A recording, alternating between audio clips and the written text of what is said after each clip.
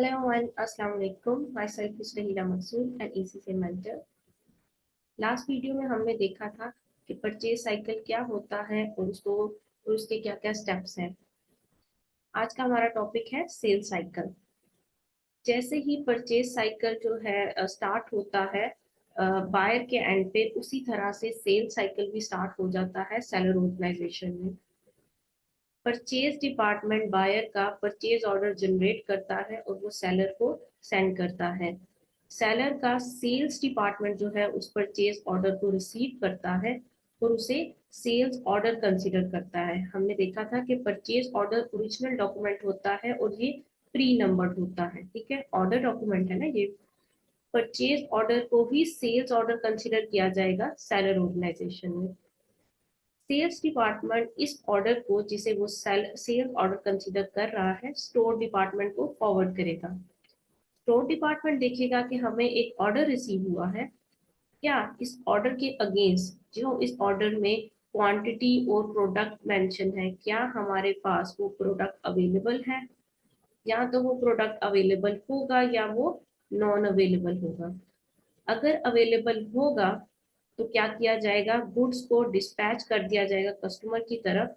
Along goods dispatch note एक document होता है, उसमें मेंशन होता है कि गुड्स को डिस्पैच कर दिया गया है आपकी तरफ, जिसमें प्रोडक्ट की quantity, quality, rate, any discount, वो सब चीजें मेंशन होती हैं। ठीक है, और अगर वो प्रोडक्ट अवेलेबल नहीं होगा तो सिंपली ऑर्डर को रिजेक्ट कर दिया जाएगा कि हम आपको सेटिस्फाई नहीं कर सकते, हमारे पास प्रोडक्ट नहीं है।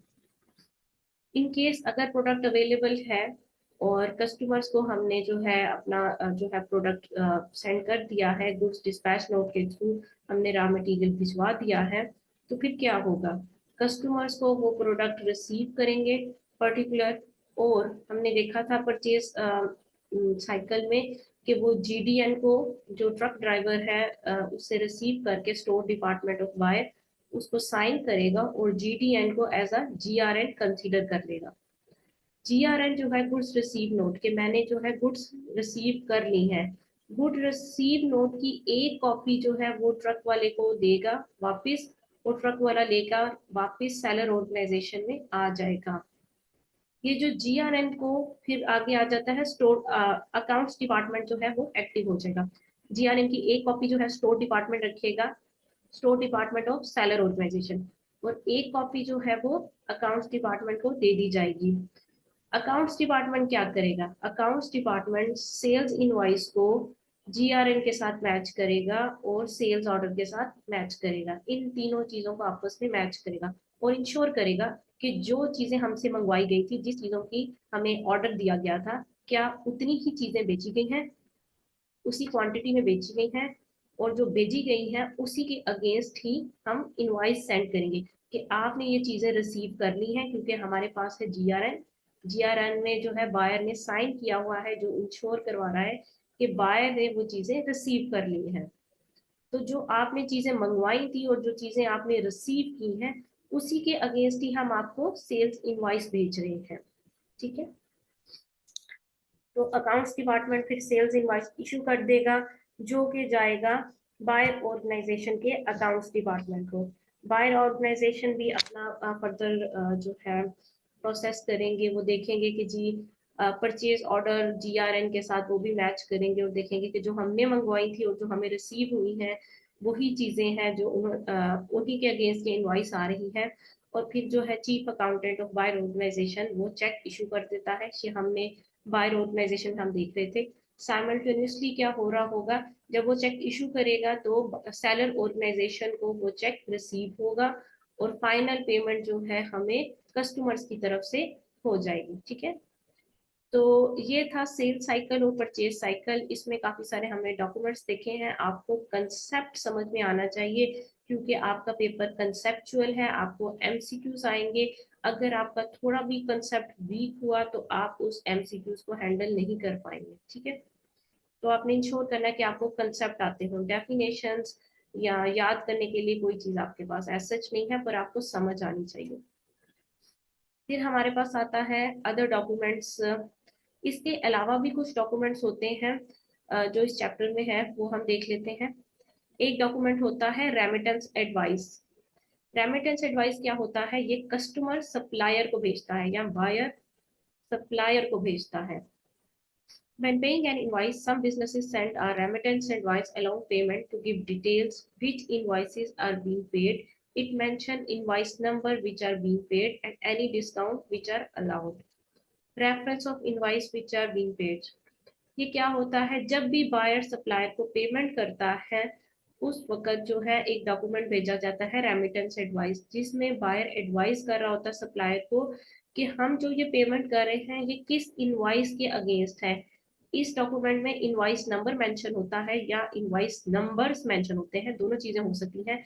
हम किसी एक इनवाइस के अगेंस्ट भी पेमेंट कर सकते हैं, हम एक से पांच या मल्टीपल इनवाइसेस के अगेंस्ट भी पेमेंट कर रहे होते हैं। जो जो सी इनवाइसेस के अगेंस्ट पेमेंट हो रही है उनके अगेंस्ट जो है हम मेंशन करते हैं कि ये पेमेंट के साथ हम चेक के साथ जो है रेमिटेंस एडवाइस भेज देंगे कि ये जो पेमेंट है ये किन इनवाइसेस के अगेंस्ट है।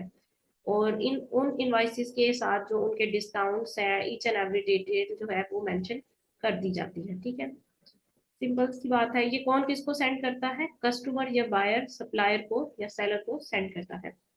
फिर हमारे पास नेक्स्ट डॉक्यूमेंट होता है statement of account. Statement of account supplier customer को सेंड करता है। अगर आपका बैंक अकाउंट हो तो आपको जो है हर मंथ एंड पे क्वार्टरली या ईयरली आपको बैंक स्टेटमेंट आती होगी, जिसमें आपका सारी डिटेल्स होती है कि आपने कौन कौन सी ट्रांजेक्शन्स किए हैं, या कितने आपने विदड्रॉल किए हैं, कितने आपने डिपॉजिट्स किए हैं और आपका रिमेनिंग बैलेंस क्या है। ठीक है, इसी तरह से सप्लायर जो है वो भी कस्टमर को स्टेटमेंट भेजता है कि आपने हमारे से कितनी परचेजेस की हैं। ठीक है, जो आपने परचेजेस की हमारे लिए सेल्स है, तो आपने हमारे से कितनी परचेजेस की है और कितनी आपने पेमेंट उन परचेजेस के अगेंस्ट कर दी है, नेट बैलेंस आपका क्या आता है। ये सारी चीजें जो है स्टेटमेंट ऑफ अकाउंट में मेंशन होती है। ये रेगुलर इंटरवल्स पे भेजी जाती है, मंथली भी भेजी जा सकती है, क्वार्टरली भी भेजी जा सकती है, सेमी एनुअली भी भेजी जा सकती है। ठीक है, बैलेंस ओपनिंग बैलेंस मेंशन होगा इसमें, सेल्स हमने आपको फर्दर कितनी की है, उनके अगेंस्ट आपने कितनी पेमेंट कर दी है, बैलेंस आपका रिमेनिंग क्या है। It's ledger account of buyer in sales book of accounts. ये जो है बायर का एक लेजर बैलेंस शो कर रहा होता है कि हमारी बुक्स ऑफ अकाउंट में आपका करंट बैलेंस क्या है। लेजर क्या होता है ये हम चैप्टर नंबर 3 में स्टडी करेंगे, तो अभी इसको आप नोट बना करें।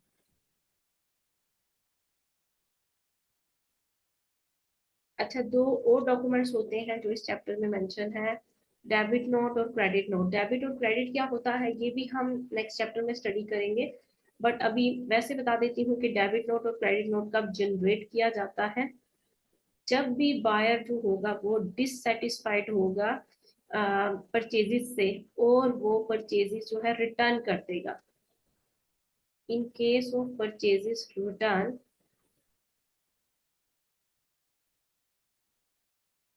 डेबिट नोट जो है वो इशू किया जाएगा। और ये कौन इशू करेगा? बायर इशू करेगा।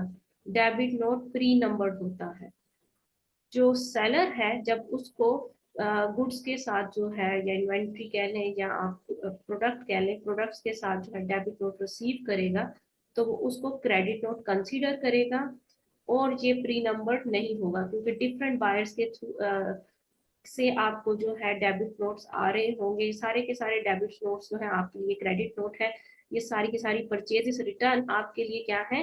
सेल्स रिटर्न है। तो क्रेडिट नोट कब इशू होता है? Sales return. परचेजेस रिटर्न है, सेलर के लिए सेल्स रिटर्न है। जिसे बायर डेबिट नोट कहता है उसे सेलर क्रेडिट नोट कहेगा। डेबिट नोट जो है वो प्री नंबर्ड होता है, क्रेडिट नोट प्री नंबर्ड नहीं होता है। ये जो है इसके आसान से कह लें कि डिफरेंसेस हैं, इन्हें आप याद कर सकते हैं। अगर फिर भी आपको भूल जाए तो एक आसान सा एक्रोनियम आप बना लें, खुद से भी बना सकते हैं आप DB से याद कर लें कि D स्टैंड्स फॉर डेबिट और B स्टैंड्स फॉर बायर। जो बायर है वो क्या इशू करेगा? डेबिट नोट इशू करेगा। ठीक है, इसी तरह से आप CS से याद कर लें, जो क्रेडिट नोट है वो कौन इशू करेगा? सेलर इशू करेगा। तो आपसे ये भी पूछा जा सकता है कि डेबिट नोट कौन इशू करता है, और ये भी पूछा जा सकता है कि डेबिट नोट किस किसके लिए इशू किया जाता है, परचेजेस रिटर्न के लिए इशू किया जाता है। तो ये चीजें हैं, आप किसी भी तरह से याद कर सकते हैं। इसके अलावा एक और टॉपिक है जो इम्पोर्टेंट है चैप्टर नंबर 2 से, वो हम देखते हैं अभी।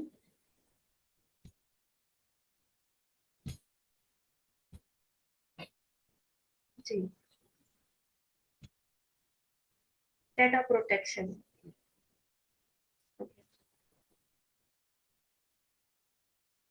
डेटा प्रोटेक्शन क्या होता है, आप जब भी आप कोई बिजनेस स्टार्ट करते हैं तो आपके पास ना काफी सारा पर्सनल डाटा होता है, स्पेसिफिक इंडिविजुअल का, ठीक है, यहाँ पे मेंशन है personal data. Personal data likewise, जैसे आपके इम्प्लॉयज का डाटा, आपके इम्प्लॉयज का सैलरी रेट क्या है, वेजेस क्या है, उनका एड्रेस क्या है, उन्होंने कब स्टार्ट किया है, वो कब लीव करेंगे, उनकी पेंशन क्या है, उनके बोनसेस क्या हैं, उनको कितनी प्रमोशंस दी गई हैं, फ्यूचर में कितनी प्रमोशन होंगी, होने के चांसेस हैं, किस ग्रेड का एम्प्लॉय है, ये सारी तो बातें आ गई एम्प्लॉय से रिलेटेड। इसी तरह आपके लेंडर से रिलेटेड, आपके बोरोर से रिलेटेड, आपके सप्लायर से रिलेटेड, आपके क्लाइंट से रिलेटेड, ये सारी जो चीजें हैं, इन सब लोगों का पर्सनल डाटा यही होगा कि उनका नेम, एड्रेसेस, फोन नंबर्स, कितनी उन्होंने हमारे साथ डिस्काउंट सेटल किया है। लाइक अगर आप सेलर हैं तो बायर ने हमारे साथ क्या डिस्काउंट सेटल किया है, कितना डिस्काउंट हम उनको अलाउ करेंगे हर परचेज के ऊपर। तो ये सारी जो चीजें हैं ये पर्सनल डाटा में आ जाता है। ये जो डाटा है ये बहुत ही कहने के क्रूशियल डाटा होता है, ये आप हर एक के साथ शेयर नहीं कर सकते। ये डाटा जो है एक डाटा प्रोटेक्शन कहने के डिपार्टमेंट बना दिया जाएगा, या कुछ पर्टिकुलर ग्रुप ऑफ पीपल होंगे, की पर्सोनल होंगे, जो इस डाटा को होल्ड करेंगे और इंश्योर करेंगे ये डाटा जो है अननेसेसरीली किसी भी पर्सन को हैंड ओवर ना किया जाए, अननेसेसरीली कोई भी पर्सन इसे असेस ना कर सके। ठीक है, ये डाटा सिर्फ और सिर्फ लेजिटिमेट रीजंस के लिए यूज किया जाएगा, लीगल रीजंस के लिए यूज किया जाएगा, ऑर्गेनाइजेशन के बेस्ट इंटरेस्ट के लिए यूज किया जाएगा। बेस्ट इंटरेस्ट क्या होगा ऑर्गेनाइजेशन का? ऑर्गेनाइजेशन का बेस्ट इंटरेस्ट ये होगा कि लाइक हम ये डिस्काउंट्स आपको अलाउ कर रहे हैं, ये हम कंपैटिटर को फॉरवर्ड नहीं करेंगे। जो भी आप हमें डिस्काउंट दे रहे हैं ये हमारी और आपकी बात है, हम ये कंपैटिटर को नहीं डिस्क्लोज करेंगे। हम जो आपकी हम जो इंटरेस्ट रेट बैंक हमें अलाउ कर रहा है ये हम पब्लिकली डिस्क्लोज नहीं करेंगे। ये हमारा और बैंक का आपस की एक कॉन्ट्रैक्ट है, जो पर्सनल कॉन्ट्रैक्ट है, इसको हम डिस्क्लोज नहीं करेंगे। ठीक है, तो इस तरह की कुछ चीजें आ जाती हैं जो इंश्योर करना है, ये पर्सनल डाटा होता है और हमने इसको सिक्योर करना है।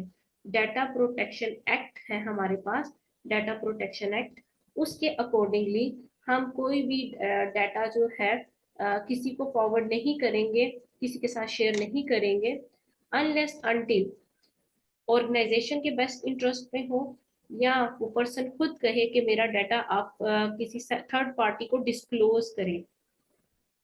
अच्छा, ये भी बात देख लेते हैं। लाइक आपका एक क्लाइंट है, वो कह रहा है कि मैं कितना, मेरी क्रेडिट वर्थीनेस कितनी अच्छी है, मैं आपको हर मंथ एंड पे पेमेंट कर देता हूँ, आप मुझे 3 मंथ्स का टाइम देते हैं, मैं आपको 1 मंथ में ही पेमेंट कर देता हूँ, तो मेरी क्रेडिट वर्थीनेस अच्छी है, ये मेरे एक सप्लायर को जानना है। तो आप मेरे सप्लायर को मैं आपको अलाउ कर रहा हूँ कि ये जो मेरा सप्लायर आके आपको अप्रोच करेगा, आप उसको बताएं, आप उसके साथ शेयर करें कि हाँ, इस साल मैंने आपको जो है टाइमली पेमेंट की है, मैंने कभी भी आपको लेट पेमेंट नहीं की। ठीक है, तो कंसेंट ऑफ कस्टमर या कंसेंट ऑफ दैट पर्सन की वजह से भी आप वो डाटा किसी थर्ड पर्सन के साथ शेयर करेंगे। विदाउट कंसेंट आप वो डाटा नहीं शेयर करेंगे अनलेस अनटिल एक और चीज आगे प्रिवेल करेगी, लीगल रीजन ना हो। लीगल रीजन क्या होती है?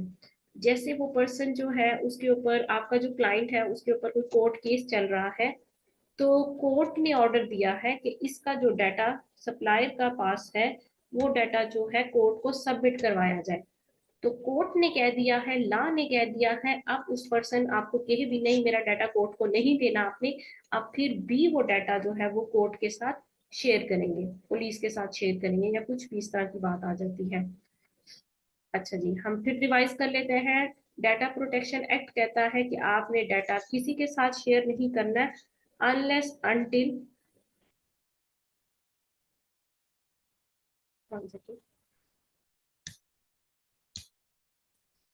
अनलेस एंटिल आपने डाटा को उसके ऑर्गेनाइजेशन के बेस्ट इंटरेस्ट में हो, हमारे बिजनेस के बेस्ट इंटरेस्ट में हो कि वो डाटा किसी को साथ हमने शेयर करना पड़ेगा, ठीक है।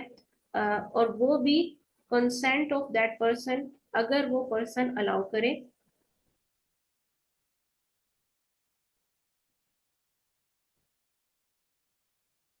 और थर्ड पे आ जाता है legitimate reason.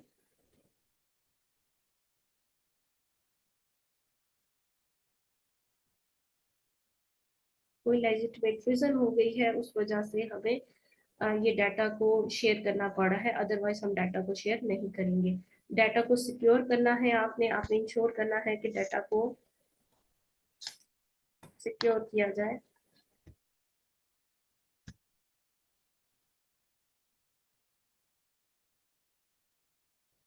Personal data should not be used or disclosed in any way except for these purposes.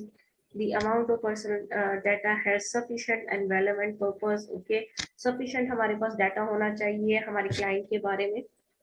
Personal data should not be held for longer than is necessary. अच्छा, जो हमारे यूके का एक लॉ है, data protection act की ही ये एक बात है कि आप अपने कस्टमर्स का जो डाटा है, अपने क्लाइंट्स का जो डाटा है, ठीक है, आपके बायर्स और सेलर्स हैं, उनका डाटा अप टू 6 इयर्स आप होल्ड करेंगे, ठीक है। 6 इयर्स के बाद जो है वो बैकअप फाइल जो है आप वो डिलीट कर सकते हैं। अप टू 6 इयर्स तक आप होल्ड करेंगे ताकि अगर कोई प्रॉब्लम हो जाए, कोई भी लेजिटिमेट रीजन हो जाए, कोई भी प्रॉब्लम हो जाए, तो आपके पास डाटा हो कि जी ये बात हुई थी, ये सारा जो है मैटर का डिस्क्लोजर है, ठीक है। इसके अलावा आपको यहाँ से कुछ याद करने की जरूरत नहीं है, दैट्स इनफ।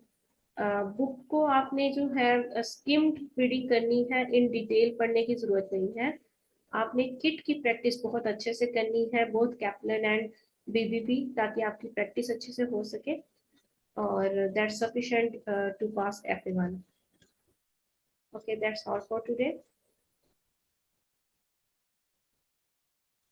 इंशाल्लाह हम नेक्स्ट लेक्चर में जो है चैप्टर नंबर 6 से स्टार्ट करेंगे। थैंक यू, अल्लाह हाफिज, पिया मानीला।